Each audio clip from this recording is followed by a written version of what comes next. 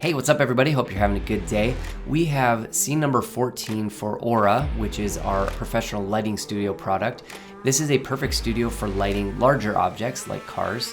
So I'm gonna walk you through all the settings right here. First off, we have our espresso rig like we do on all of these professional studios.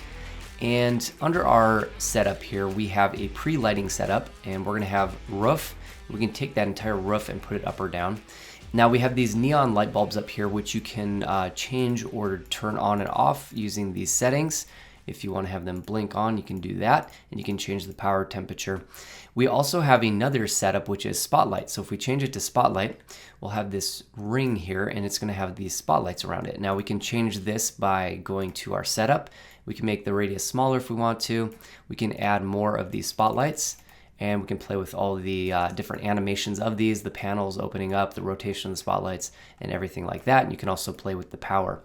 All right, so we have spotlight or neon options for the ceiling.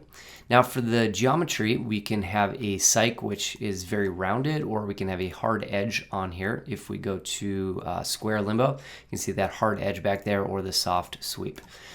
All right, so one thing I did want to circle back on is these softboxes. And if we go to our objects here, we have softbox and floor softbox.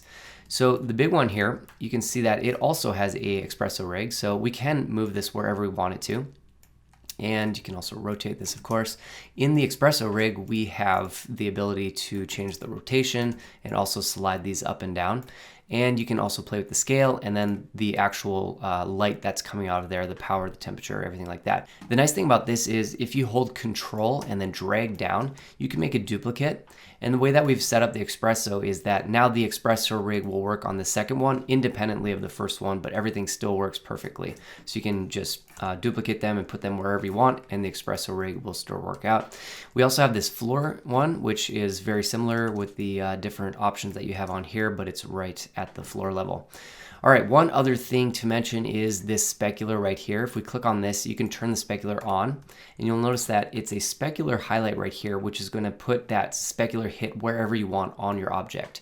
Now, one thing that we've done is add this reference box, so you can put your automobile, your car, whatever you're lighting, and then you can make this cube the same size as it. So if we go to our geometry setup, we can go to the size, and we can just change the size of this cube to whatever the size of your object is. And the nice thing is this specular is going to follow it then. So if we move it around, it'll be easy to follow around. So now we can go back to that specular, and as we move it around, it's going to follow the edges of this. So it'll be really easy to place. You can just grab it and kind of move it wherever you want it. And just like before, it has an espresso rig, which you can change the scale, you can change the distance away. You can change the fading of the actual gradient on that softbox, and we can also do the control drag thing, and we can put another one wherever we want. So this is a great way to really dial in where you're getting those specular hits on your automobile or whatever you're lighting. All right, so we'll turn that off and we'll go back to our rig here. And there's a couple more things to check into. So HDRI, of course, if you turn that on, we do have an HDRI. We actually have two. One is for the neon. If you click this, it'll change it to a different one, which will look better with the spotlight scene. So that's your HDRI options. And then finally, we have camera, which if you look at how you generally light large objects, the main light that they use is one that is a very large light directly overhead, something like this. And that gives you these really nice reflections coming down the windshield.